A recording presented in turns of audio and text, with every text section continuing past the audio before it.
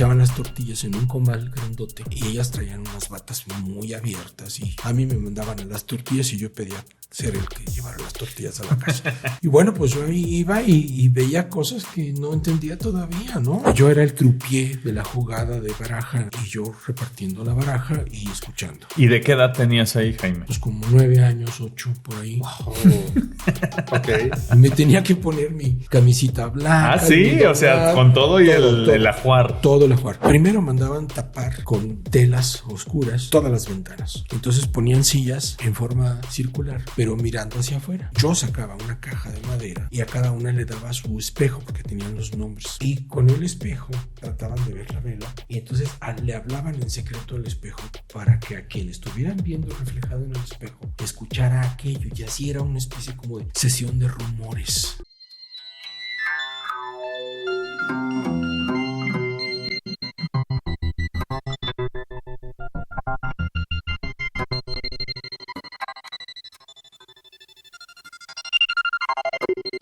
Somos expertos en nada, pero apasionados de la historia y la cultura.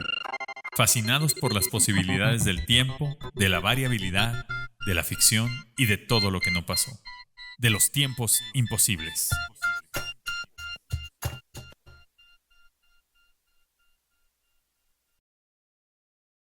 Bienvenidos a Tiempos Imposibles, el programa en el que el tiempo sí puede cambiar y, contrario a lo que dicta la historia, provocar nuevos rumbos, nuevas consecuencias y realidades que nos afectan y nos afectarán. Yo soy Carlos Michel. Y yo soy Tiempo Detenido. Y hoy estamos muy contentos porque tenemos un invitadazo y un poco tristes porque no está Pablo. No está Pablo. De vacaciones. Ese Pablo agarra puras vacaciones. Un saludo a Pablo. Un saludo a Pablo que por ahí anda en el norte ahora. Pero pues estamos muy contentos porque nos acompaña en este episodio Jaime Lubin, un personaje tapatío muy interesante que es de profesión diseñador y semiólogo. Semiólogo ahorita nos platicará un poco más, pero además es chef, es artista, es un coleccionista de asombros. Encontré esa descripción. Así es. Entonces, pues nos viene a contar una historia muy interesante, que es su propia historia y cómo vivió él. Él lo llama como que fue una ucronía muy real, o sea, vivió su propia ucronía. Entonces, vamos a platicar hoy. Jaime, bienvenido. Muchísimas gracias por acompañarnos en Tiempos Imposibles. Pues gracias a ustedes. Es en realidad una oportunidad muy bella, muy noble de poder comunicar estas cosas que, por otro lado, también están dentro del ámbito editorial, porque se está publicando un libro, o algo que lo llamo un libro, que no es un libro, con todas estas historias, que es, digamos, un sucedáneo del libro. No es un libro nada más con páginas y todo, ¿no? Es una caja mágica que tiene cosas, ¿no? En fin. Pero la intención me parece maravillosa, con mucho gusto participo y creo que pueden salir algo muy interesante. A veces en este mundo lleno de confusiones que no sabemos si son claridades o son confusiones, pero desde el punto de vista personal a mí me halaga mucho y les agradezco la oportunidad. Pues nos sentimos muy honrados también porque tenemos pues contigo a una persona con una trayectoria muy grande y sobre todo un fanático de la curiosidad. Que la curiosidad es lo que nos detonó a nosotros para hacer este proyecto, que es el que hubiera sido sí de temas históricos, y hoy por primera vez en los episodios que llevamos va a hablar de una ucronía personal. Exacto. Entonces lo primero que quisiera yo entrarle es pues a la ucronía. Entremos de lleno a platicar sobre esa ucronía personal o ucronía viva que tienes. Miren, de hecho son dos corrientes que de alguna manera concluyen o se juntan formando una tercera muy interesante, porque era la ucronía o es la ucronía, pero también es la utopía. Uh-huh. Yo soy una especie de vagabundo profesional que me ha gustado estar en muchas partes del mundo por diferentes razones y me gusta ir y venir y todo. Soy tapatío de corazón, en el alma, llevo la esencia de lo tapatío. De hecho, nací en una de las casas viejas de la ciudad por la calle de Madero, a cuadra y media de la calzada. Entonces es en el primer cuadro fundacional de la ciudad. ¿Y esa casa existe todavía? Esa casa existe todavía, ya no es de la familia, pero acudo a visitarla cada vez que vengo, con sus diferentes estados de conservación o incluso hasta de destrucción, porque ya no está igual a como yo la conocí, porque como yo nací ahí en esa casa, me gusta ir a estar unos minutos en la recámara donde yo fui parido por mi madre y recibido por mi abuela, porque mi abuela fue la partera. Claro. Okay. Y a partir de ahí se desarrolló mi infancia de continuo hasta que mi abuela falleció y pocos años después yo ya me fui a Italia. Entonces fueron prácticamente 17 años intensos, intensísimos en todos sentidos, ¿no? Por las costumbres, por las visitas, por las experiencias, por todo un caudal de, digamos, circunstancias que a mí me dieron un contexto muy especial. Sí, no fue, digamos, una niñez y una historia común, ¿no? Sí hubo este territorio, ¿no? De lo común, pero no me gustaba mucho alternar así en esta época, tanto en el asunto de las pandillitas de chiquillos y todo, ¿no? Uh-huh. Sí, de alguna manera congeniaba con ellos, pero yo tenía como un mundo aparte. Y a mí me gustaba estar en ese mundo aparte, ¿no? Ese mundo aparte a mí me daba la oportunidad de poder entrar y salir cuando yo quisiera, cuando yo me sentía bien en uno o en otro lado, ¿no? Entonces esa circunstancia me dio la posibilidad de estar en mis tiempos y en mis espacios y prácticamente considerarlos sagrados, inviolables. En mi tiempo. De hecho son así, mi tiempo y mi espacio. Las vivencias que acompañaron mi primera infancia desde muy pequeño siempre fueron en circunstancias muy interesantes, porque fueron todas, yo las calificaría de mágicas, las calificaría de misteriosas, una especie de viaje mágico y misterioso, el Magical Mystery Tour de los Beatles. Los Beatles. Que me tocó de alguna manera vivirlo a los 15 años, ¿no? Porque es cuando salió esa música que me gusta mucho. El hecho es que toda esa infancia estuvo matizada, tapizada de una gran cantidad de vivencias, todas extraordinarias. Desde visitar los conventos con las monjitas, ayudarle a mi abuela en la cocina, o ayudar a la legión de mujeres que estaban ahí en la casa, que eran un montón. Mis tías, las hermanas de mi abuela, y las maris que se ocupaban de las faenas domésticas. La gobernanta, todas se llamaban María, la gobernanta, Mari, la de la cocina, que era prácticamente incontestable, era una autoridad en la cocina. Y las otras dos Maris, que eran las labores generales, ¿no? Y ese mundo nos daba la... ¿Y tú de chiquito? Sí, 3 años, 5, 4, no sé. Desde muy pequeño. Y esta vivencia directa con este universo todavía al modo del siglo XIX y en muchos sentidos al modo del siglo XVIII. Uh-huh. A mí me daban la oportunidad de conocer cosas como, por ejemplo, conocer el retablo de la capilla de Aránzazu.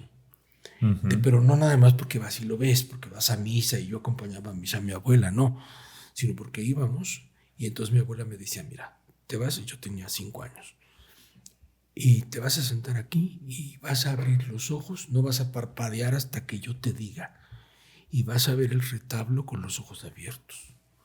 Entonces yo estaba ahí un tiempo aguantando la mirada, diciendo, bueno, que os voy a cerrar los ojos, pero yo estaba viendo el retablo y me decía, ciérralos. Y lo cerraba, y entonces yo veía la imagen residual, se quedaba del retablo, todo el retablo lo veía en rojo y en verde, muy brillante. Y decía, bueno, esto es algo muy mágico, muy misterioso, ¿no? Eso me gustaba mucho y por eso. Me surge la curiosidad de tu abuela. ¿Quién era tu abuela? ¿Cómo era tu abuela? Porque era un personaje como que tenía ella estas formas de conducirte y esos intereses. Sí, mi abuela era una persona muy conectada con los grupos, digamos, de la cultura de la ciudad, ¿no? Okay. Así conocí a Juan José Arreola. Yo le decía tío. A Juan José Arreola. Las hermanas de Soriano eran muy amigas. ¿Sí? De Juan Soriano. Sí, Juan Soriano. Los González Camarena también, el pintor. De alguna manera estaban en ese ambiente. Guti Retibón iba mucho a la casa cuando estaba aquí en Guadalajara. Y esas conversaciones a mí me nutrieron mucho. No, pues cómo no.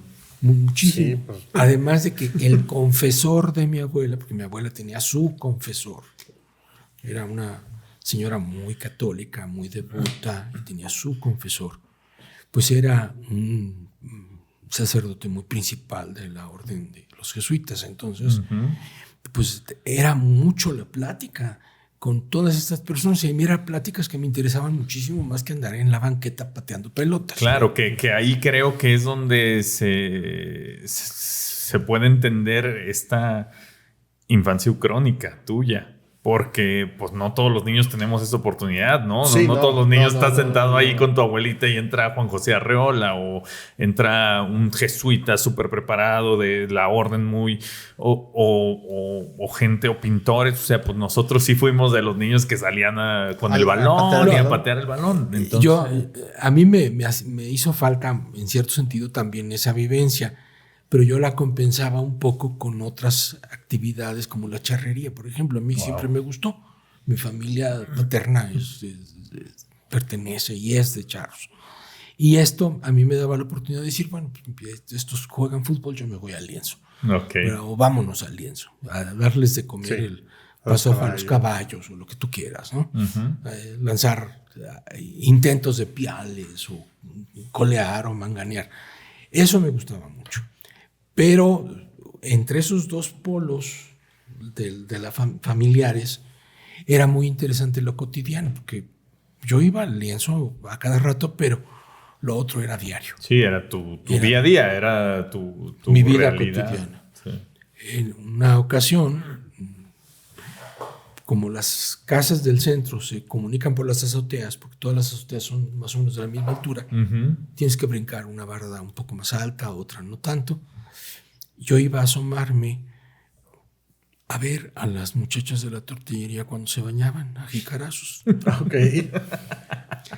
Y yo las veía y bueno, pues estaba muy bien, porque a mí me resultaban como muy interesantes. Yo ya conocía las figuras de Zúñiga, del pintor y del escultor, que eran unas mujeres así opulentas, enormes, grandes.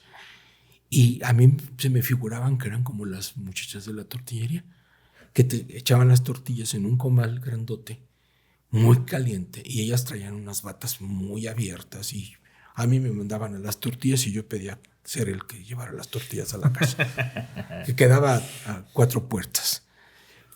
Y bueno, pues yo ahí iba y veía cosas que no entendía todavía, ¿no? Claro. A la hora que se agachaban o lo que sea. Entonces yo decidí investigar un poco más y me fui por las azoteas a asomarme, a curiosear. Se dieron cuenta que yo estaba ahí y fueron a avisarle a mi abuela. Y entonces ya Mari, la gobernanta, me dice, oye, güero, tu abuelita te mandó a hablar. Cosa que ya era muy de tomarse en cuenta. Claro. Así como citatorio, ¿verdad? Judicial. Judicial, te citaron. Tu abuelita te mandó a hablar. Pues ahí voy. Y entonces me dice, oye, fíjate que las muchachas de la tortillería me platican que tú andabas viéndolas, no me dijo espiándolas, viéndolas cuando se bañaban. Y dije, pues sí, abuelita, efectivamente. Ni modo que le dijera que no. Sí, no, pues ya. Sí. Ya estuvo. Entonces me dice, bueno, mira, vamos a hablar con tu tío Raúl Anguiano, el pintor, para que venga a darte clases. Sí. Que venga a darte clases de dibujo de figura humana, del desnudo. Hablaron con mi tío me dijo, sí, vamos, voy a llevar una modelo. Entonces llevó a Chole, una mujer espléndida, y habilitaron la parte de arriba del comedor, porque era de 2 pisos esa zona, recorriendo el piano de mi mamá. Mi mamá era pianista, era fanática del piano, pues le gustaba mucho. Recorrieron el piano en una esquina y pusieron un tapanco con un biombo y un sillón y telas de colores, y va llegando mi tío Raúl con chole. Y bueno, pues, y mi abuela me dijo, observándome de una manera muy directa, me dijo: es para que te enseñes a apreciar y a respetar el cuerpo de una mujer, la figura de una mujer. Entonces yo empecé con mis clases de dibujo cada jueves en la tarde. Con Raúl Anguiano. Sí. No, casualmente. Yo, a mí me atravesaban el parquecillo ahí con un profe. Primo de mi mamá. Claro. Total. Y iban los dos, Raúl y Armando. Entonces, bueno, era un juego ahí. Pero también intervenían en todo eso los González Camarena, intervenía de una manera muy lúdica Juan José Arreola, platicando, ¿no? Y a esas oportunidades iba don José Guadalupe Zuno a presumirnos sus sillas de montar, que las regaló al museo, ¿verdad? Y que decían: ¿y para qué regalas las sillas al museo? No, pues es que son sillas muy bonitas. Sí, son sillas muy bonitas, ahí están todavía. Oye, entre tantos nombres nos vamos a acabar las calles de Guadalajara, de tantos que estaban ahí. Sí. Y así fue un poco el asunto, ¿no? En términos cotidianos. Uh-huh. Perdón, participando en la cocina desde muy chiquillo, porque tiene muchos misterios la cocina. Entonces, ¿qué le revuelves? ¿Cómo le haces? Que si el chorrito de aceite va a durar un suspiro, y a cuánto equivale un suspiro, o si le rezas 3 Padres Nuestros al huevo cocido o no, para que esté listo, ¿verdad? El tiempo se medía de otra manera. Ya a partir de ahí ya eran otro tipo de mediciones del tiempo, ¿no? Qué interesante. Ya no era, digamos, las horas, ¿no? Eran los ratos, los tiempos que había, ¿no? El tiempo de esto, el tiempo de aquello, ¿no? Uh-huh. Entonces, yo era el croupier de la jugada de baraja. ¿Ah, sí? Algunos días en la tarde. A mí me tocaba ser el croupier, porque se me hacía muy interesante que estuvieran todas mis tías. Sí. Junto con los invitados, y yo repartiendo la baraja y escuchando. ¿Y de qué edad tenías ahí, Jaime? Pues como 9 años, 8, por ahí. Wow. Ok. Y me tenía que poner mi camisita blanca. Ah, sí, o sea, con todo y el ajuar. Todo el ajuar. Pantalón corto, porque no podía usar pantalón largo, porque todavía no usaba pantalón largo. Mi iniciación al pantalón largo fue diferente, ¿no? Ya cuando recobré cierta juventud mayor, ¿no? Y bueno, pues el trajecito de tweed y el moñito y la camisa blanca, las ligas, las mangas arremangadas, en fin. Y pues tirar la baraja, porque se jugaba con baraja española y se cantaba, se decían chistes. Y todo eso para mí significó una atmósfera muy especial, ¿no? No, pues claro, por supuesto. Terminando la jugada, se terminaba así, reloj en mano, a las 8 de la noche. Y en ese momento mi abuela declaraba que ya se había acabado la jugada y que todo el mundo se iba a su casa, la visita. Entonces nos íbamos a escuchar un poco de jazz, porque le gustaba mucho el jazz, en Radio Universidad. Ok. Sí, con un programa conducido por un señor que se llamaba Remy Bastien Fils. Okay. Entonces sintonizábamos Radio Universidad, Radio UNAM, y escuchábamos eso, ¿no? Estoy hablando del 55 en delante. Ok. Yo nací en el 51. Y después de eso rezábamos el rosario con todo y letanía, lo cual significó para mí una alucinación auditiva impresionante. Sí, porque yo me acuerdo que mis abuelos rezaban el rosario y lo rezaban en latín. Claro. Entonces, el Kyrie eleison y todo esto, o sea, todavía tengo como ahí vagos recuerdos, pero rezaban. La letanía, creo que la letanía era en latín. Había de dos. Sí. La Vulgata y la Lauretana y las oficiales, ¿no? Pero pues se rezaba una letanía ahí, y yo me imaginaba el Arca de la Alianza, la Torre de no sé qué, sí, la Casa Torre de Marfil, Casa de... Todo eso era para mí un escenario. ¿Por qué? Porque en la casa había un respeto muy importante por esos códigos simbólicos, pero también por la pintura. Sí, por supuesto. Por la pintura se pintaba mucho. Mi mamá pintaba, mi papá pintaba, etc. Y yo mismo pintaba, ¿no?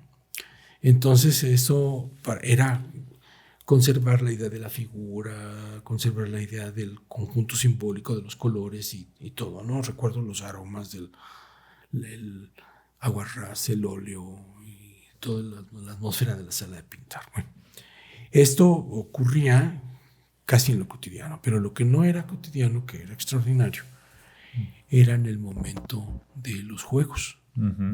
Aparte de lo que era la jugada de la baraja, ¿no? O sea, había también un momento para jugar. Eran ocurrencias, vamos a jugar a los espejos. Perfecto. ¿Qué es eso del jugar a los espejos? En la sala, primero mandaban tapar con telas oscuras todas las ventanas. ¿Ah, sí? No había una sola luz. Se cerraban las ventanas, se cerraba la puerta con llave, entonces ponían sillas en forma circular, pero mirando hacia afuera. Uh-huh. Y entonces cada tía se sentaba en una silla. Y entonces yo sacaba una caja de madera, de un ropero muy bonito de ébano, y a cada una le daba su espejo, porque tenían los nombres bordados en una bolsita. Entonces sentaban todas de espaldas, y con el espejo, y mi abuela ponía una mesita en el centro con una vela. Entonces todas con el espejo trataban de ver la vela, y entonces le hablaban en secreto al espejo para que a quien estuvieran viendo reflejado en el espejo escuchara aquello, y así era una especie como de sesión de rumores, de cosas no dichas, de cosas intuidas y de cosas que se escuchaban solamente en la tarde. ¿Pero leyendo los labios o susurrando? No, susurrando. Okay. Y había una silla vacía. Esa silla vacía era para un invitado, qué sé yo. Generalmente era alguien a quien le decían el Muñe. El Muñe. El Muñe. O también le decían el doctor Madero. Entonces, que era, bueno, un nombre muy especial. Entonces, esa silla era para el Muñe. Obviamente ya había muerto el hombre, ¿no? Pero quería estar presente. O decían que estaba presente. Y en algún momento... No, déjame regreso. La silla vacía era para alguien que ya estaba muerto. Sí. Ok. Sí. Qué chido. Eran 8 sillas. Ok. Y entonces eran tu abuela. Mi abuela. Tu mamá. No, mi mamá no. Era mi abuela y mis 6 tías. 6 tías. O 5 tías y una invitada a la que yo le decía tía, ¿no? Y el Muñe. Sí. Y el Muñe en su silla. Y tú estabas por ahí viendo. Yo, claro que estaba por ahí viendo. Pues yo era el que entregaba los espejos y que los recogía. Sí, pues tú eras. Ok. Yo era el ayudante. Ok. Entonces, pues platicaban de muchas cosas.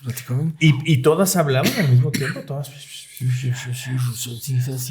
era una cosa extraordinaria, muy mágica, muy mágica. Todo se hacía en la tarde, pero ya en la tarde umbrosa, tarde-noche. No era la tarde con el sol, no. Eso era una cosa. Y se terminaba el juego cuando mi abuela apagaba la vela y se acabó el juego, punto. ¿Cuándo? Pues cuando a ella se le ocurría que tenía que apagar la vela. Ok. Y ya cada quien se quedaba con la memoria de lo que había escuchado. De lo que alcanzó a escuchar. O de lo que alcanzó a escuchar. Todo era muy vago. Todo eran rumores, eran susurros. Pero ahí, Jaime, perdón que te interrumpa. O sea, estaban ellas hablando como murmurando para el espejo. Y se suponía que el espejo le iba a reflejar la voz a la persona que estaba viendo. Y entonces tú, por ejemplo, si yo tuviera un espejo aquí y te estuviera viendo a ti, yo le decía al espejo algo que yo quería que tú escucharas, pero que, o sea, quería o no que tú escucharas. Y todo dependía de que si yo con mi espejo te estaba reflejando a ti.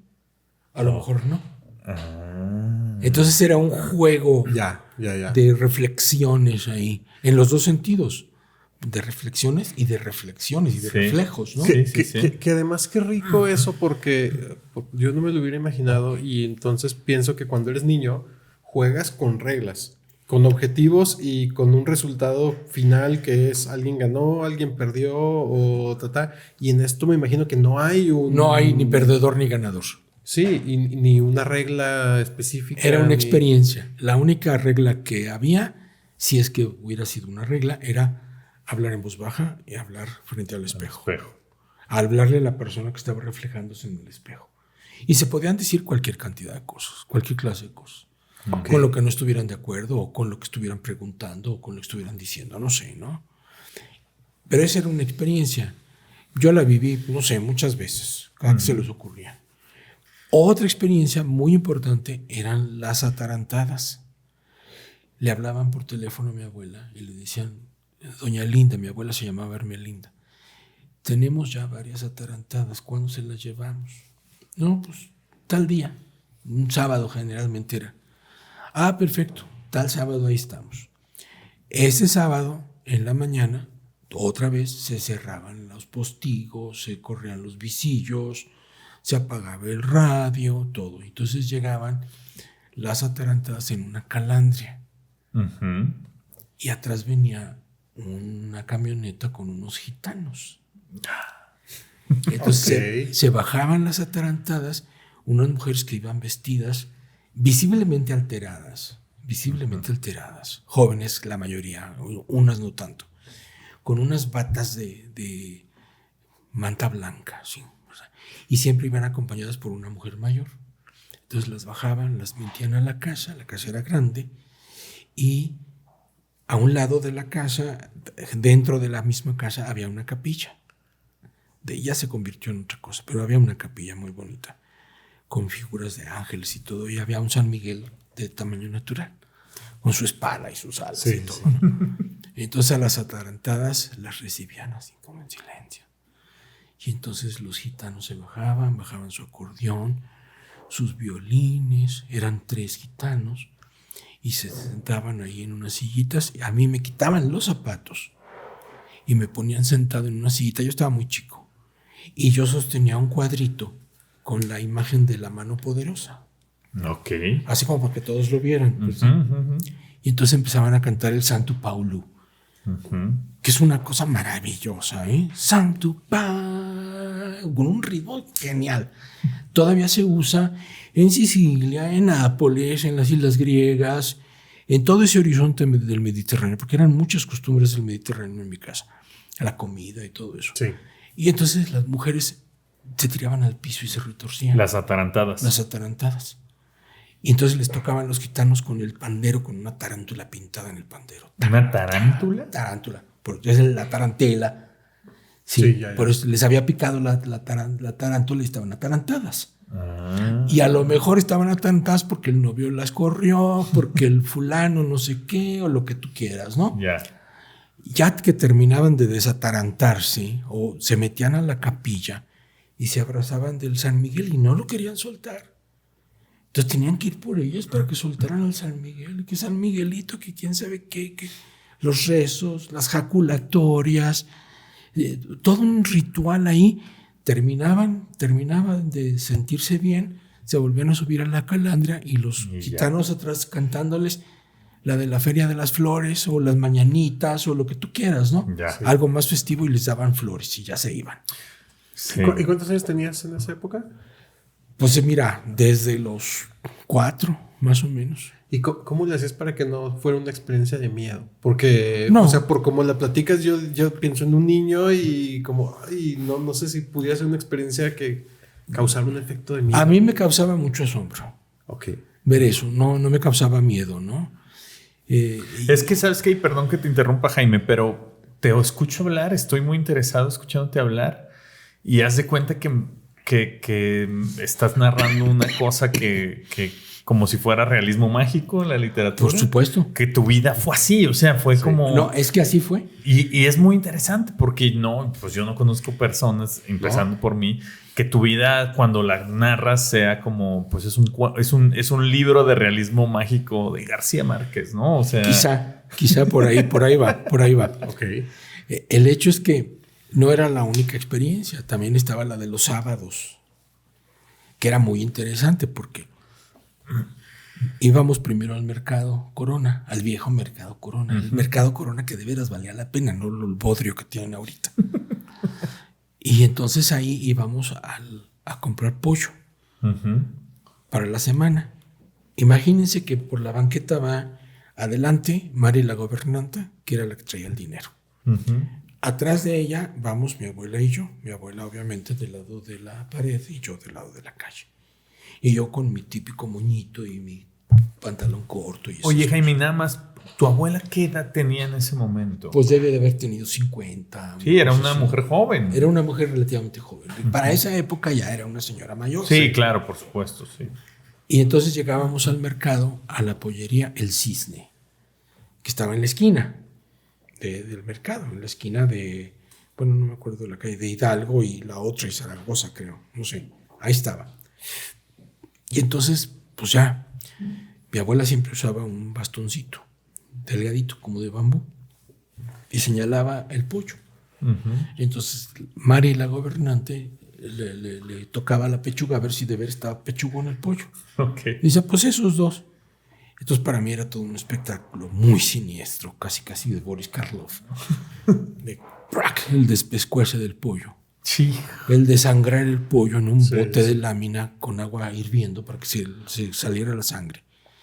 Y los propietarios de la pollería era una pareja, yo creo que eran españoles, no sé.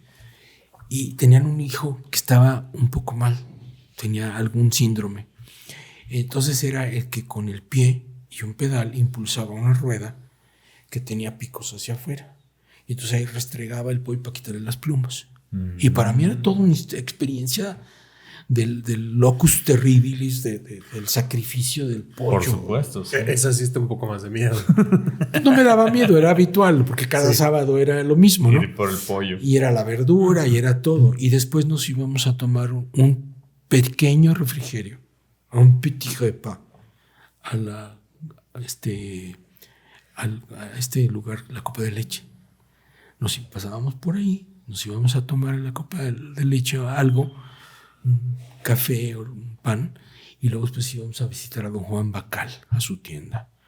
Un señor sensacional, un checo, que huyó de la guerra en Europa, se fue a vivir a Guadalajara y siempre nos platicaba cómo se había despedido la última vez que vio a su hijo, cuando se subió a un tren militar en Praga, y entre el vapor y el pitido del tren, el hijo sacó la mano y le dijo adiós, y fue la última vez que lo vio. Y el señor se soltaba llorando. Claro. Pues sí. Ahí me compraron mi primera navaja. Yo en la tienda del señor Bacal, porque vendía navajas, telescopios, cositas así, ¿no? Para mí era sensacional ir a ese lugar. Y entonces llegábamos a la casa y en ese momento ya de alguna manera coordinado estaba que llegaran los gitanos. Otra vez los gitanos. Okay. ¿Y eran los mismos gitanos? Los mismos. Sí, con una osa viva. Ah, sí, mi mamá me ha contado. Mi mamá también vivía por aquella zona de la ciudad, en Belisario Domínguez. Y me ha contado que en ese tiempo veía gitanos con osos bailando en la calle. Sí, era la osa Carolina, que tenía un moño grandote, rojo. O sea, metían un oso a tu casa. ¿Cómo? Metían un oso a tu casa. Metían el oso al patio de la casa y entonces con el pandero le tocaban a Carolina que baila la marcha militar y tras, y el oso se movía, ¿no? O la osa. Terminaba la función de la osa, la subían otra vez a una camioneta que tenían de redilas y ahí la cuidaban y entonces sacaban un teatrino y lo montaban. Ok. De títeres. Y entonces nada más había 4 obras. 4, punto. Y ahí ya estábamos, pues mi hermano, que en ese momento todavía no había nacido mi tercer hermano, pero mi hermano, mis primos y yo. ¿Te acuerdas cuáles eran las obras? Sí, cómo no. La flauta mágica de Mozart. Sí. Las vísperas sicilianas, que es una obra tradicional del sur de Italia. El pájaro de fuego de Stravinsky y la Petrushka de Stravinsky. Okay. Entonces sacaban un... musicalizado, además. Tenían unos discos de pasta grandotes con un fonógrafo de manivela. Y entonces ponían los títeres y los títeres hacían y todo esto, ¿no? Al ritmo de la música. Ok. Eso era la... Que me cuesta mucho trabajo imaginarme títeres y la flauta mágica, que es una ópera que tiene mucho simbolismo, que tiene muchos mensajes ahí. Yo escogía una, porque a mí me tocaba escoger. Los primos, pues nomás veían lo que yo escogía, ¿no? Y como nomás había 4, pues las 4 las vimos muchas veces. Mientras de eso, las hijitas de los gitanos salían disfrazadas de payasos y hacían cosas y maromas y no sé qué, y unos perritos con un sombrerito y cosas así, ¿no? Les daban de desayunar en el patio de atrás y ya se iban todos porque ya había habido la función de títeres. Esto era muy importante. Pero luego venía la visita a la capilla de Aránzazu con todas estas experiencias que les digo, ¿no?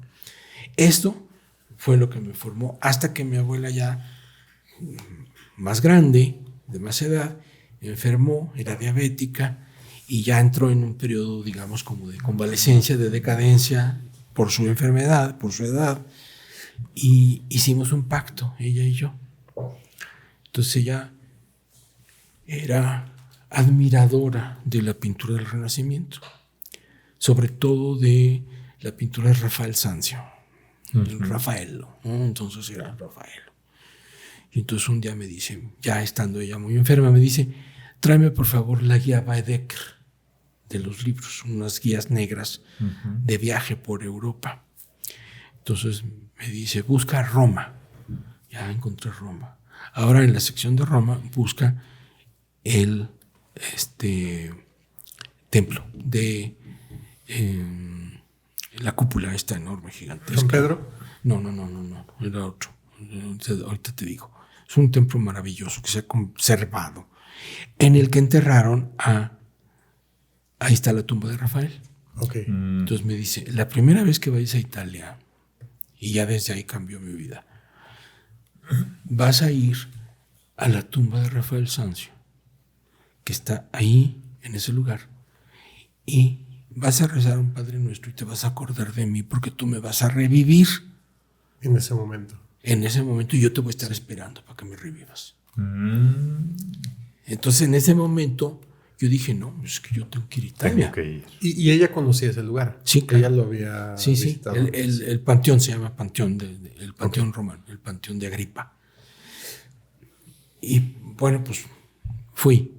La primera vez. O sea, fallece tu abuela. Fallece mi abuela y todo lo demás. ¿Y qué edad tenías? ¿17, 18 años? No, menos, casi 17. Okay. Cuando ella falleció. Y pues yo ya así como con ansias de gitano, ¿verdad? Sí.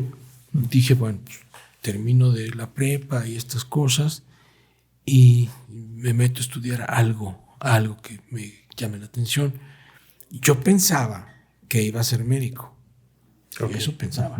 Y no solo eso, sino que yo quería entrar a la escuela médico-militar en la Ciudad de México, porque uno de mis tíos era general y médico y estas cosas. Y ya tenía listo todo mi pase y en cuanto yo terminara la preparatoria iba a entrar ahí. Entonces un amigo, querido amigo mío, me dice, no haga eso.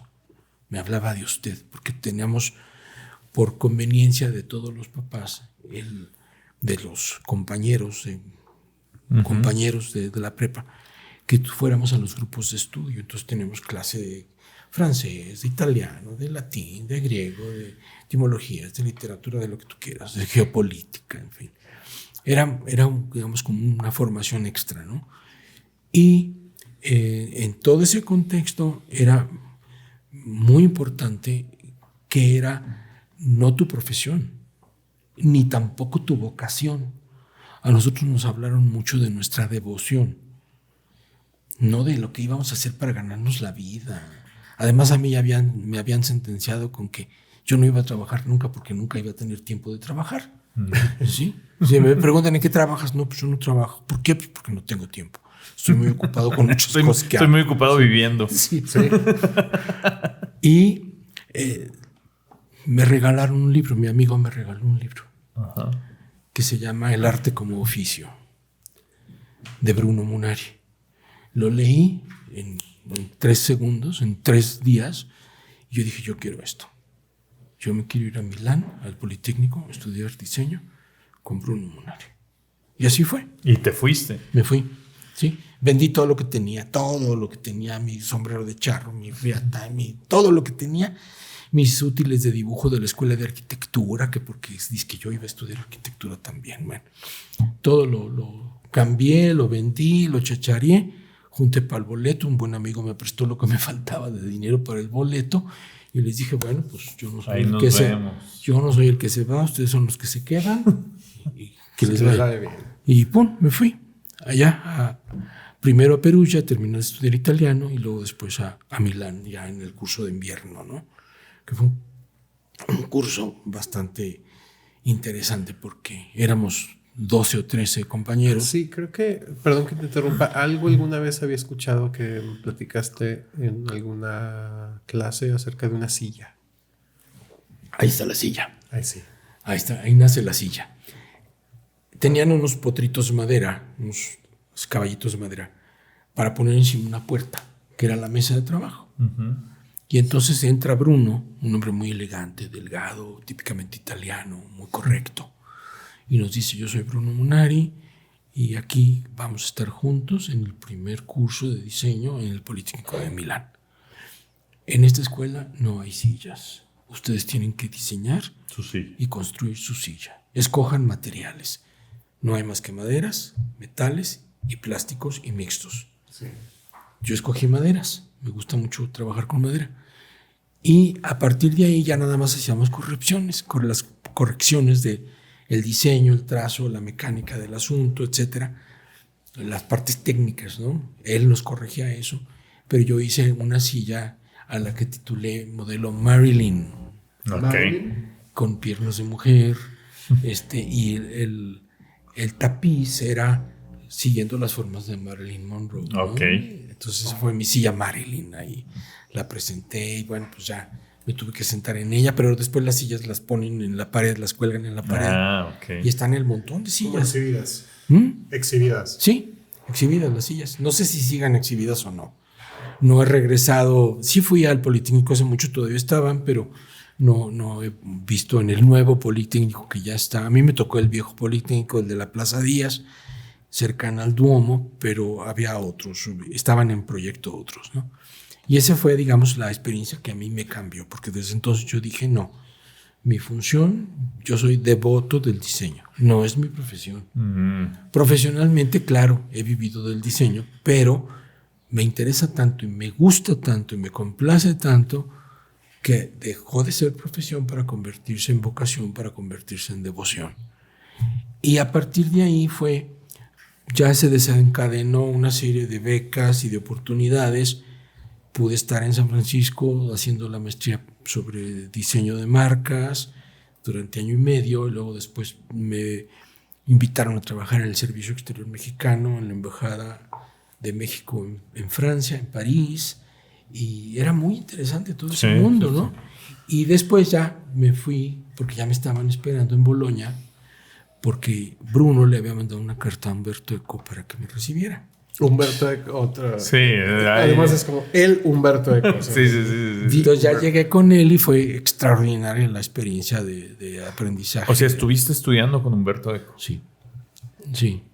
Estuve casi 2 años haciendo. 12 años. No, 2. 2. Porque yo ya me había casado, ya tenía hijos, ya tenía esposa, etcétera. Entonces, pues era una suerte de logística muy especial que yo tenía que considerar. Claro, por supuesto, sí. Y luego después con Humberto, ya me fui a terminar los estudios de semiótica del Colegio Romano en Roma, de la Compañía de Jesús. Entonces ya terminé mis estudios ahí. Digo, no terminé en realidad, porque sigo sigue uno estudiando para siempre. Cosas, ¿no? Y bueno, ya regresé y dije, bueno, como México no hay dos, Italia es muy lindo, pero no hay tortas ahogadas, entonces yo me regreso a Guadalajara, ¿verdad? Y me hice socio de Slow Food Italia, o Slow Food Internacional, y entonces desde entonces colaboro en proyectos de investigación gastronómica en el que se desarrolla desarrollo yo la investigación sobre la comida de la época virreinal de la Nueva España. Ahora. ¿Cómo es eso? Sí, la forma de comer en la Nueva España, es decir, aquí, en todo lo que abarcaba desde casi Guatemala o Nicaragua hasta Oregón, era muy especial. Y tenemos una comida muy especial aquí en Guadalajara que no tiene mucho que ver con lo que se conoce como comida mexicana. Es un poco diferente, ¿no? Entonces, desde ahí, desde esa hipótesis, yo planteé la posibilidad de que, habiendo desarrollado como parte de mi tesis en Roma un trabajo sobre la utopía de Moro y don Vasco de Quiroga, tenía que haber algo de ello, ¿no? Sobre todo en Michoacán, sobre todo aquí mismo en Guadalajara. ¿Por qué era la comida diferente? ¿Por qué sabía diferente? Y yo ya había probado durante la infancia muchas comidas de convento. Tan es así que hace unos años el Museo de la Ciudad me invitó a conmemorar el aniversario de fundación de la ciudad, 472 aniversario de fundación de la ciudad, con una exposición completa en el museo. Me lo dieron así para que yo hiciera lo que pudiera hacer sobre la comida tapatía, sabores y saberes tapatíos, específicamente sabores y saberes tapatíos. Lo que para nosotros es solo una charla entre amigos, los expertos lo llaman ucronía, que es plantear cómo sería el mundo si el resultado de un determinado evento histórico hubiese sido diferente. En pocas palabras, un ¿qué hubiera sido si de la historia del mundo? Oye, Jaime, y ahora que nos lo cuentas y ahí mencionaste una... Bueno, lo que te quería preguntar, Jaime, es... Me parece interesantísima tu vida y que podría ser una ucronía para cualquiera de nosotros, como si te lo decía hace un rato, como si fuera una narración de un libro de realismo mágico. Y tú mismo nos mencionaste un par de opciones que existieron, ¿no?, en tu vida, el haber sido médico, militar o haber sido arquitecto. Sin embargo, hubo un momento en que tu abuela, que tenías ese vínculo tan cercano y tan con ella, que te dijo, tú vas a ir, y tú dijiste, yo voy a ir, ¿no? ¿Cómo crees que hubiera sido tu vida si tu abuela no te dice eso? Pues mira, a lo mejor ahorita estaría resolviendo asuntos de carácter forense, porque a mí me gustaba la medicina forense. Ok. Entonces, pues, a lo mejor estaría en eso, ¿no? Nunca lo había pensado, qué hubiera pasado si no. Como arquitecto no hubiera sido muy bueno que digamos. Como médico sí, me interesa mucho, pero más bien lo dejé yo como en la sombra, ¿no? De hecho, cuando estuve con Humberto Eco, mucho del asunto de la semiótica es a través del pensamiento crítico de forma forense. Y nos daba una clase sensacional el padre de la Cour, un jesuita francés, que es era el forense número 1 de Europa. Entonces los casos más tremendos a él se los daban. Se los daban a él. Entonces él nos dio esta clase de pensamiento crítico forense y a mí me encanta. Teníamos ejercicios muy interesantes. De repente nos encontrábamos en la mesa un bulto tapado con un pañuelo manchado de sangre. Y entonces nos decía Humberto, a ver, levántenlo, desvélenlo. Quitábamos el velo y era un mapa del París viejo con una insignia nazi auténtica, con un cuchillo de cocina manchado de sangre y unos puntos señalados en el mapa con un boleto de metro. Pero todos eran de diferentes fechas. La Segunda Guerra Mundial, el cuchillo de las juventudes hitlerianas, el pañuelo de un textil moderno, etc. ¿Qué pasó ahí? Entonces era adivinar qué pasó, especular qué pasó, investigar parte por parte, por qué en ese mapa de los 40 aparecían esos sitios. No había cuerpo, no había cadáver, pues, pero sí había un cuchillo manchado de sangre con un tajo largo, ¿no? Se notaba un tajo largo y un pañuelo manchado de sangre. Y estos ejercicios de especulación forense eran muy interesantes para crear una formación, vamos a decir, de contextos simbólicos, de qué pasó, de a lo mejor era un azar o no, en fin. Lo importante era saber qué había pasado. En esa parte de tus estudios con Humberto Eco, me gustaría como ampliarlo un poquito para quienes nos escuchan y nos ven. ¿Qué es lo que estudiaste? Semiótica. ¿Y qué es, si nos puedes explicar, bueno, a la audiencia, qué es esta parte de la semiótica? La semiótica viene de la filosofía. La madre es la filosofía, después viene la filología, que es el estudio de los lenguajes, después viene la lingüística, que es la técnica del estudio del lenguaje, y luego después viene la semiótica, la semántica y la proxémica. Entonces a mí me tocó estudiar semiótica y proxémica, semántica también un poco, pero ya como hijos de todo este transcurso del origen del pensamiento reflexivo. Es encontrar los símbolos de los símbolos extraordinarios en la vida ordinaria. Ujú. ¿Sí? Ok. Desde, por ejemplo, hacer la autopsia imaginada en 2 mesas diferentes de tipo forense, una con el Pato Donald y otra con la Virgen de Guadalupe. Y lo digo con todo respeto y reverencia, ¿no? Entonces, ¿qué vas a encontrar con eso, no? ¿Qué vas a encontrar si le haces la autopsia al Pato Donald? Sí. ¿Qué vas a encontrar? Porque Humberto Eco decía, en Disneylandia hasta lo de mentiras es falso. Sí. Sí, me acuerdo que cuando nosotros estudiamos en la UNIVA Comunicación, llevábamos clase de semiótica, clase de semántica, y justo uno de los libros que leíamos es Cómo leer el Pato Donald, ¿no? Ah, sí, de un chileno, Sí. un libro de un chileno, sí. Sí, y lo que me gustaría preguntarte, Jaime, como para ir como concluyendo algunas cosas, es, tú tuviste la fortuna de tener esta vida pues tan particular, tan fuera de serie, tan fuera del promedio, y eso pues te impulsó a que tu infancia fue así, pues con esa influencia de tu abuela, de tus tías, de esos juegos de los gitanos, pues te llevó a también tener una adultez fuera del promedio, ¿no? Estudiando con estos grandes perfiles, buscando tu devoción en otros países y en otros entornos. Muchas personas no tienen esa ucronía, esa vida ucrónica que sí vivieron.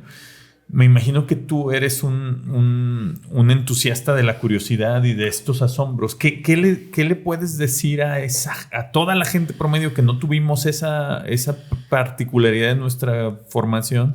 ¿Cómo buscar ese asombro? Bueno, no hay que buscar nada.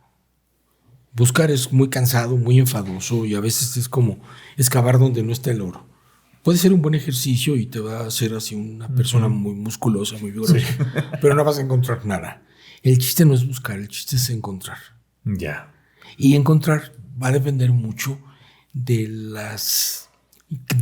creo yo, que depende mucho de cómo converjan tiempo y espacio.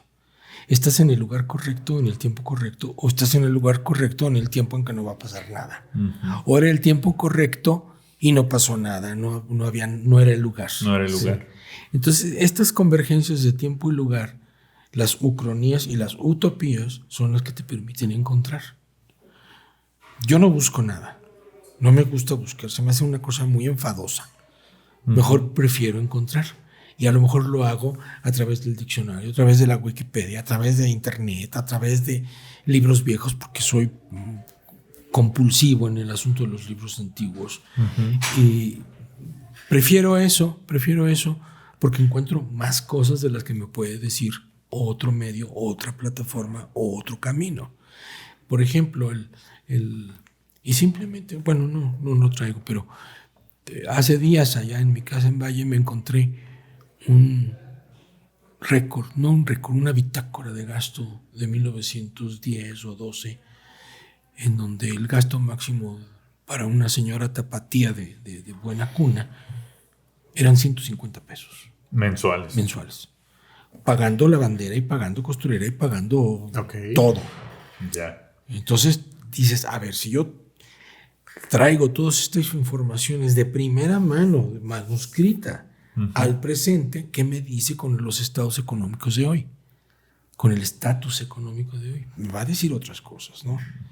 De la microeconomía, del mercado, de los vegetales, de la comida, etcétera, ¿no? Hace como 4 o 5 años la Fundación Cuervo me encargó una investigación que duró 3 años, la investigación sobre el patrimonio cultural alimentario de la zona Valles, donde uh-huh, está la ciudad de Tequila. Uh-huh. Y fueron encuentro tras encuentro tras encuentro tras encuentro. No busqué nada, me dediqué a encontrar. Como metodología, encontrar es más divertida porque haces alianza con el azar, con lo fortuito, con lo inesperado. Con lo y además es más satisfactorio porque estás encontrando. Estás encontrando y encuentras cosas que tú dices, bueno, como en Tequila, que es una ciudad relevante, bla, bla, bla, bla, hay una sola librería. Pero como en esa sola librería me encontré un libro de Fuentes que yo no tenía y que me gustó mucho, uh-huh, que estaba ahí. Ah, perfecto. Y que junto con un buen caballito de tequila, pues te sabe a gloria, ¿no? Sí. Sí. Son experiencias muy complejas. Que eso también yo quisiera preguntarte porque entiendo muy claramente el concepto de encontrar en lugar de buscar, pero tienes que tener una receptividad correcta para poder encontrar, porque si no tienes los ojos abiertos, no vas a encontrar, aunque lo tengas aquí, no vas a poder encontrar nunca nada. La miopía cultural o la miopía intelectual, y no tiene nada que ver con la miopía física, ¿no? Es la que te impide ver. Como decía Víctor Hugo, no hay nada más poderoso que una idea a la que le ha llegado su tiempo. Entonces, hay que estar pendientes de esas ideas a las cuales ya les ha llegado su tiempo y han tardado mucho. Y por otro lado, como decía Henry David Thoreau, solo amanece para quien está despierto. Exacto. Sí. Entonces, estar despierto y no despierto dormido y manejando un coche a toda velocidad aquí por la López Mateos, despiertos, dormidos, chocan. Yo no manejo desde hace 30 años, entonces no me interesan los autos, ¿no? Esto te roba la atención de muchas cosas. Sí, de estar pendiente de todo lo que sí está pasando ahí. Alrededor. Las nubes, por ejemplo, yo a los 9 años me autonombré inspector de nubes. Y hice un texto sobre cómo hace. Y de hecho, yo mismo me autonombré mi lugar de residencia absoluta, no temporal, que es la isla sin orillas. Y le puse en latín Isola sine litoribus. Es un territorio extrañísimo que descubrí. Pero ese lo inventaste. Sí, claro. Yo dije, bueno, ¿dónde vivo? Sí. Voy a Guadalajara, soy tapatío, pero estoy en Valle, entonces ¿cómo le hago? Voy y vengo.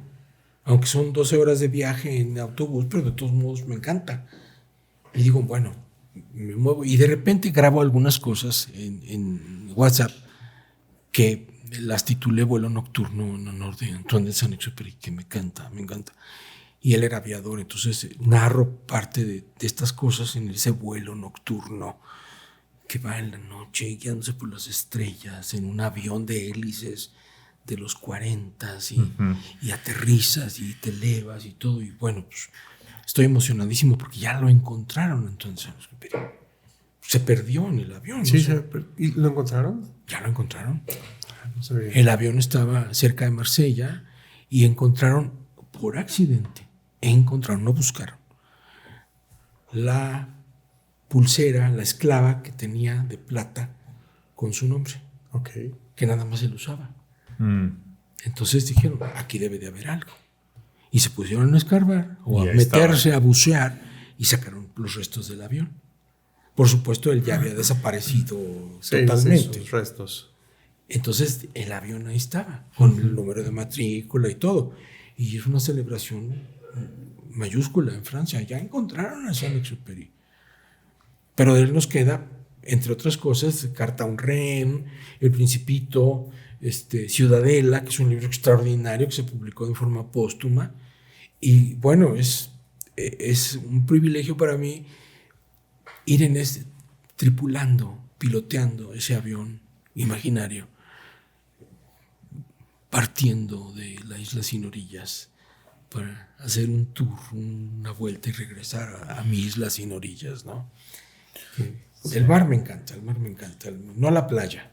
Sí, el mar. Sí, el mar en general, la inmensidad. El mar bravo. En algunas ocasiones con mi esposa estuvimos en situaciones así de tormenta marina real, en donde tuvimos que ser sentados en una silla y con un cinturón de seguridad para no salir botados.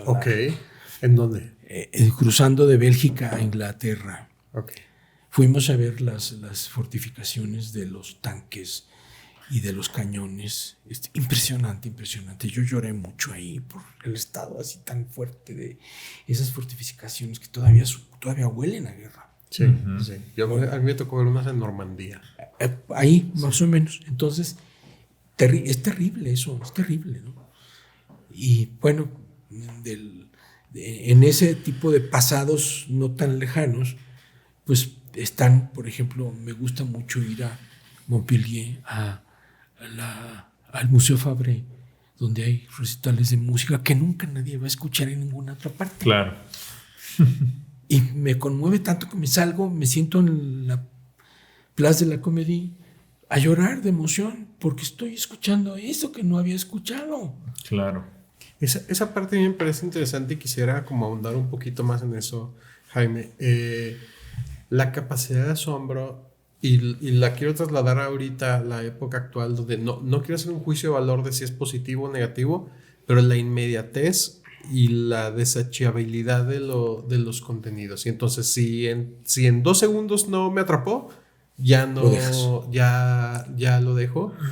Y creo que, por ejemplo, yo que estudié audiovisuales, pues puede resultar muy frustrante porque entonces tienes que hacer trampas para que la gente se quede. Claro. Y que no es la idea que tú estás teniendo en tu creación. El asombro es una reacción neurofisiológica natural, tan natural como ponerse colorado. Te dicen algo que te hace sonrojar y te pones colorado, punto. No puedes controlarlo. O la dilatación de la pupila o la dilatación de las ventanas nasales. Eso es natural, ¿sí? Ahora, el asombro tiene 2 tipos. En primer lugar, la historia del asombro es muy interesante. En griego, el máximo del conocimiento era el soumasein, el asombro total. Y soumasein quiere decir el ser tú mismo en ti mismo. Okay. Aceptarte tal como eres, ya, no le pongas más. Ok, nada más recapitulando sobre esa idea. El máximo nivel de conocimiento en griego era el asombro total. Así es. Ahora, el asombro total, ¿cómo se manifiesta?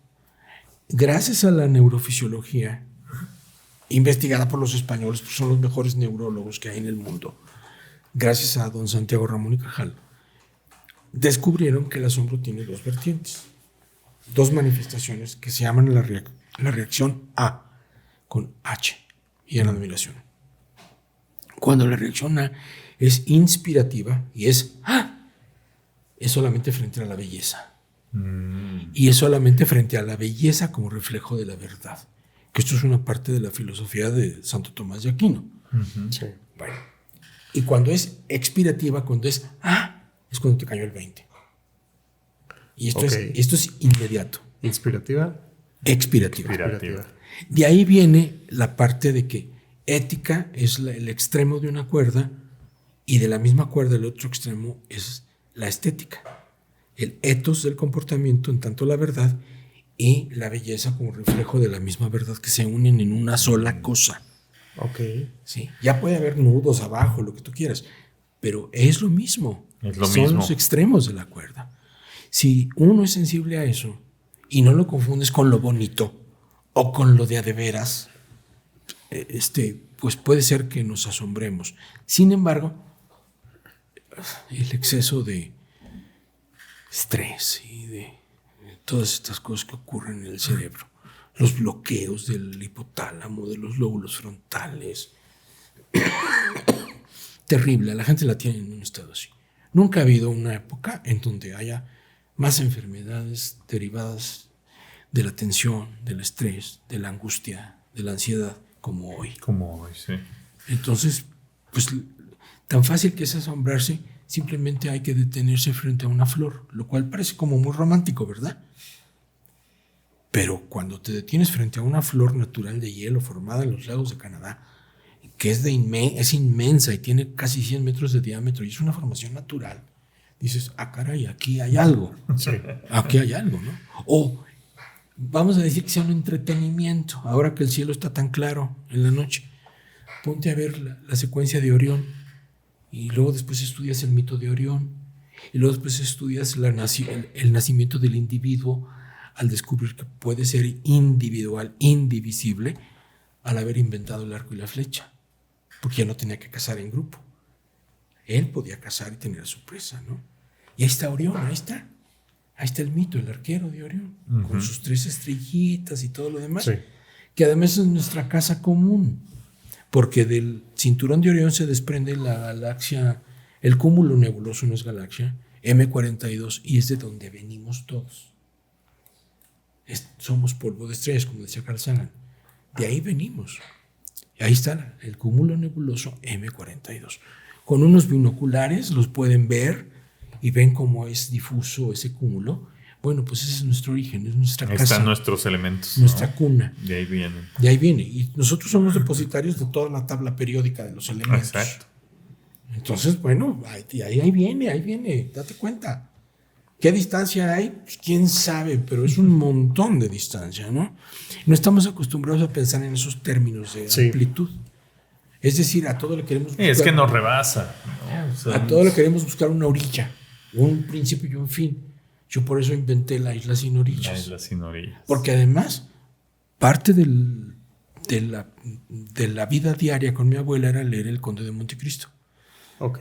Lo leí completo, se lo leí a ella porque con el pretexto de que ella no veía bien, pues me ponía a leerlo. 3 veces en francés y 3 veces en español. Entonces era leer toda la historia del hombre que fue arrestado injustamente. Edmundo Dantes. Edmundo. Maravilloso, maravilloso. Sí. Entonces, bueno, yo dije, no, es que esto tiene algo adentro, ¿no? Y siempre estoy a la casa de libros que hablen del Conde de Montecristo. Ya vi todas las películas que se han filmado en el mundo sobre el Conde de Montecristo. Las mexicanas, las cubanas, las francesas, las italianas, las gringas. Horribles las gringas. En fin. Pero eso fue parte, pues, de la estructura, vamos a decir, formal, fundacional de lo que hoy... Noto una característica y sobre todo también es un tema de estos tiempos.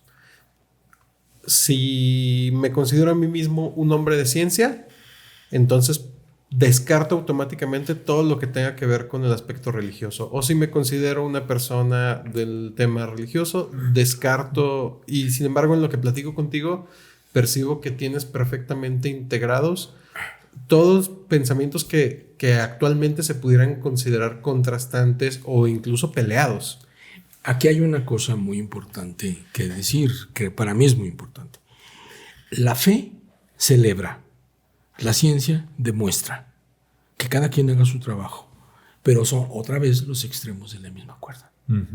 La ciencia puede ser capaz de demostrar la verdad de un hecho, como por ejemplo la forma achatada por los polos del globo que ya había imaginado Newton como una especie de, vamos a decir, pues no teoría, pero sí como una hipótesis. Y hasta que no se pusieron a trabajar los franceses y los españoles en medir el meridiano para comparar la diferencia que hay de paralelo a paralelo en los polos, que era más corta que en el centro, quiere decir que la Tierra era achatada, ¿no? Bueno, pues así lo hicieron, que es una historia extraordinaria, mejor que cualquier película de espías, porque ahí forma parte Jorge Juan de Santa Cilia, el gran espía del rey Felipe V, el gran espía del rey Felipe V, ingeniero náutico, naval, su estatua está fuera de la escuela de guardia marinas en Cádiz, y que tú dices, no, este es un tipo sensacional, gran constructor de barcos, diseñador de barcos. Y bueno, todo eso es muy interesante a la hora que te metes al cómo hacían las cosas.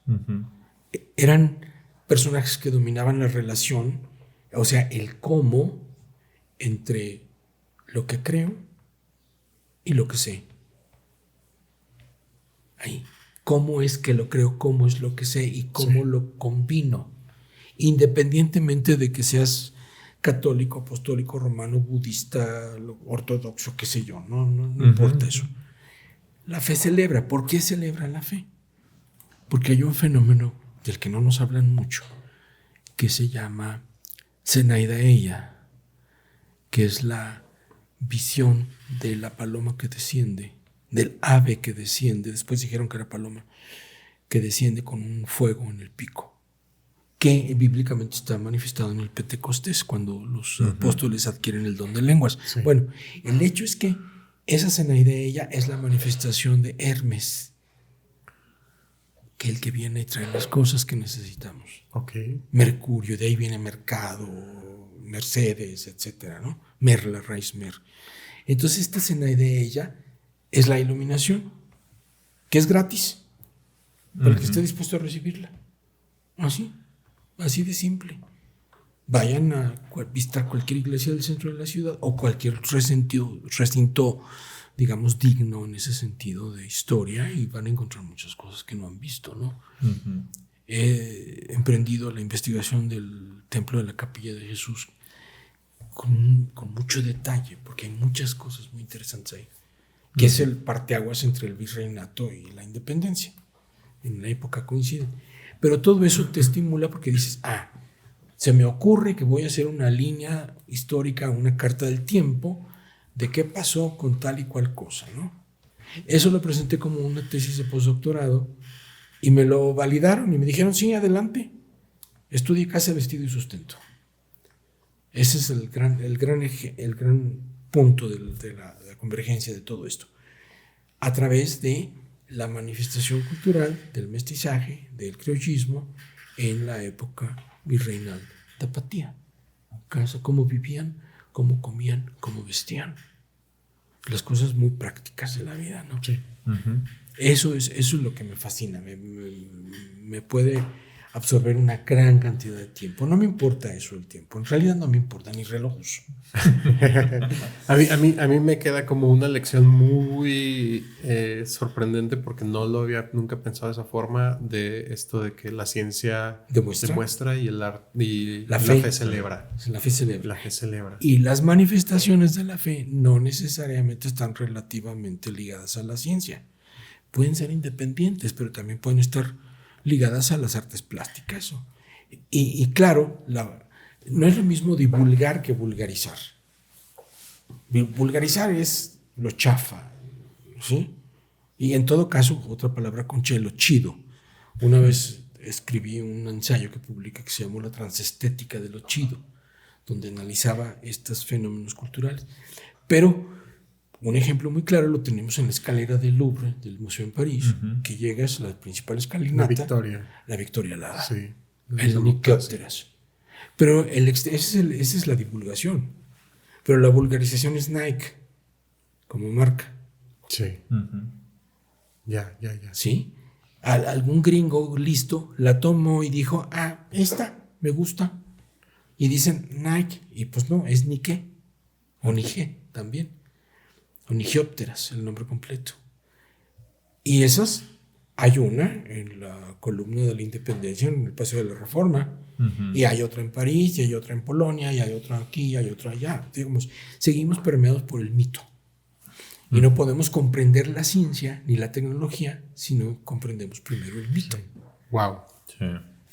Jaime, queremos para cerrar el episodio regalarte esta libretita de Tiempos Imposibles. Qué padre, me encantan las libretitas. Dice, ¿cómo hubiera sido mi vida así? Y me gustaría preguntarte, ya nos contaste un momento de tu vida específico que fue cuando tu abuela te dijo lo que te dijo, pero ¿puedes pensar en algún otro momento que te hubiera cambiado la vida completamente? Sí, cómo no.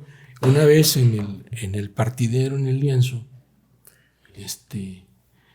hice una coleando, salió la res, me acerqué, y todo en el reglamento, ¿verdad? Saludé, pachoneé, arcioné y jalé la rienda para el lado izquierdo. Sí, nomás que las crines del animal, en la cola del animal se me enredaron en la mano y este dedo se me hizo así. Entonces tomé la decisión, muy bien, o escribo y dibujo y pinto, o me dedico a jalarle la cola a los becerros, ¿verdad? Ok, sí, porque... Sí, para no mí, podías hacer las dos. No, pues, era un riesgo. ¿Sí? Y cuando me curaron el dedo ahí mismo, porque no se me rompió, nada más se me hizo para el otro lado, el doctor Rincón Gallardo me dice, vente, ahorita te lo componemos. Y quién sabe qué me distrajo y me agarró la mano y ¡claro! Y ya estuvo. Me dolió, ahora sí que en serio, ¿verdad? Como pecado mortal en Viernes Santo, así como... Pero dije, bueno, muy bien, a mí me gusta. Acabo de escribir un tema muy interesante sobre charrería. Mi hija y yo escribimos una cosa muy interesante sobre el traje de charro, la confección del traje de charro. Va a ser publicado dentro de poco. Y es un tema que me sigue gustando y para mí es de carácter entrañable porque fue parte de mi formación, ¿no? Pero ese sí es el segundo momento. Yo dije, no, aquí... No, mejor me dedico para acá. Sí. Si no, serías el Jaime Lubin que conoceríamos por ser charro. Por ser charro. Por ser charro famoso. Pues, no sé si famoso o no, pero charro. charro. ¿Y si eras bueno? Pues mira, me gustaban mucho las manganas. Me encantan siempre las manganas. Y las manganas así sin mucho rizo y sin mucha cosa, tal cual son. Abriendo la riata y cobijando las patas de adelante, las manitas de la yegua y jalándole y acinturando y jalándote tú. Eso sí me gustaba mucho. Ya. Me gusta mucho. Hace poco le dedicaron una exhibición a mi tío Nacho y a mi tío Andrés ahí en el Museo de la Ciudad. Estuvo linda la exhibición con parte de pues, sus atuendos, sus sombreros, sus sillas y demás, ¿no?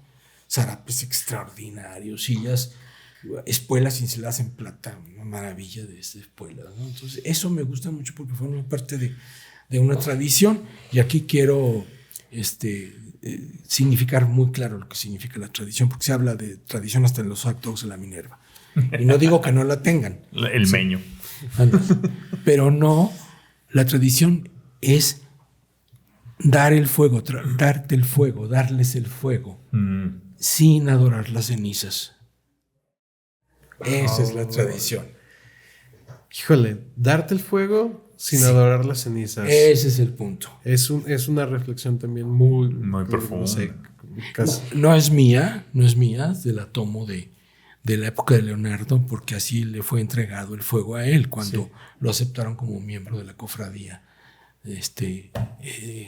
Y bueno, le hicieron un lugar y le dijeron, y has de saber que tienes 4 virtudes para merecer: obediencia, humildad, reverencia y paciencia. Transmites el fuego, pero no adores las cenizas. Ahí está, consigna. Pues aunque sea de Leonardo, ustedes lo escucharon aquí de boca de Jaime Lubin en Tiempos Imposibles. Jaime, te quiero agradecer mucho que nos hayas regalado unos minutos de tu tiempo para platicarnos de esto que a mí me deja pues asombrado. Sí, asombrado, un poco sin palabras también. Asombrado de manera inspirativa. Sí. Muchas gracias, Jaime, por acompañarnos. Creo que justo nos contaste una historia, nos contaste unos tiempos imposibles, los de tu vida, ¿no? Que creo que es maravilloso y además de muy interesante, muy instructivo, aprendimos mucho de ti hoy, eres un gran maestro. Entonces, pues gracias por esta historia, por esta ucronía y por esta utopía. Desde hace 50 años, mi taller de diseño se llama el Taller del Asombro.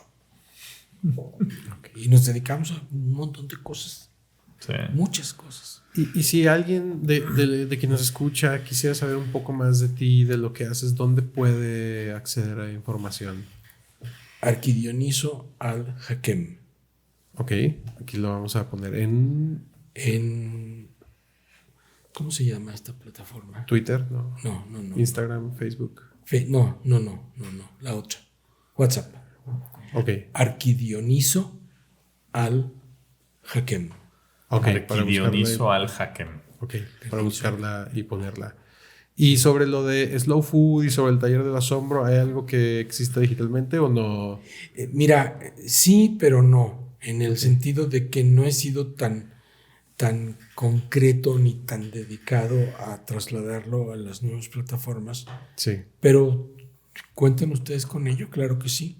Claro que sí, habrá lo que hemos hecho en el Taller del Asombro. De hecho, hay una charla que di en TED acerca del asombro y la labor que hacíamos mi esposa y yo. Está en YouTube. Sí, está en YouTube. Sí. Ahí ponemos también el enlace.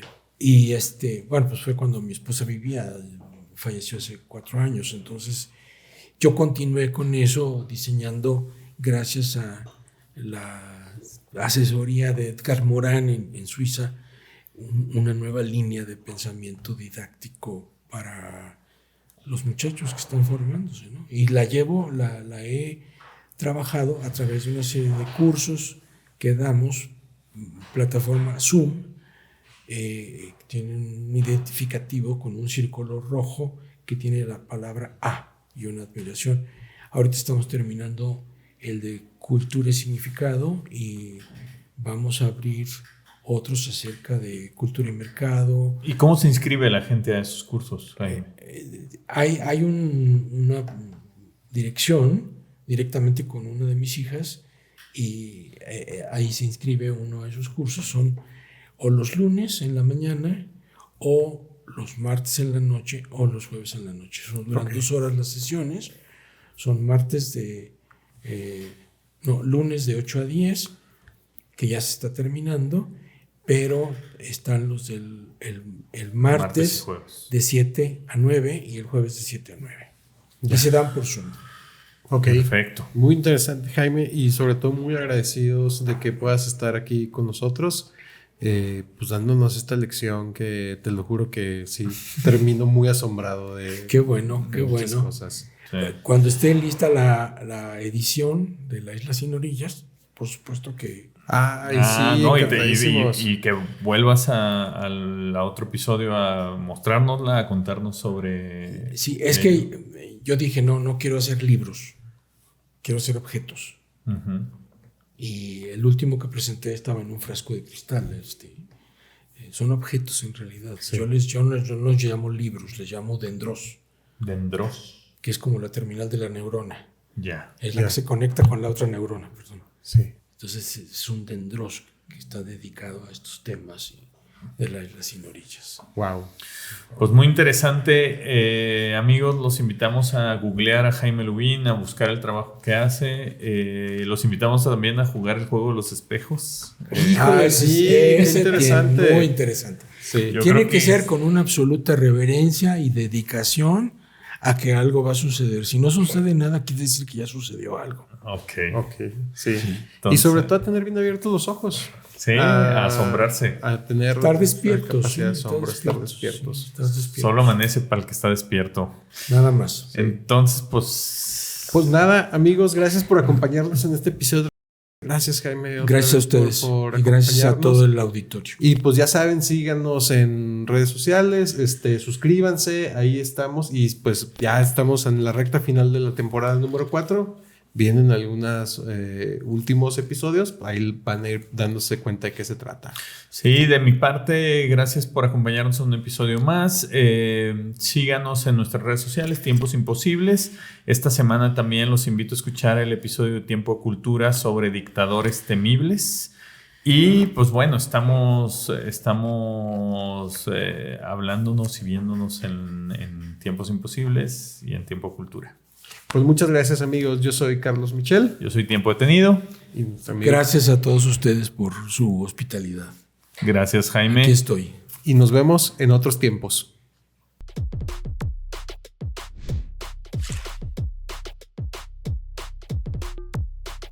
Una coproducción de Secuencia Digital.